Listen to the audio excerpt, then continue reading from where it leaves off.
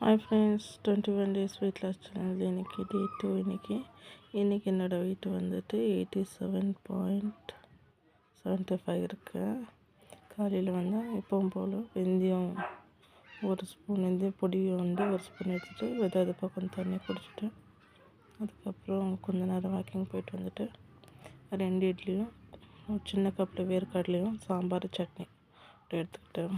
ஒரு 11 மணி போல் 2 பிஸ்கெட் மட்டும் எடுத்து சாப்பிட்டேன்.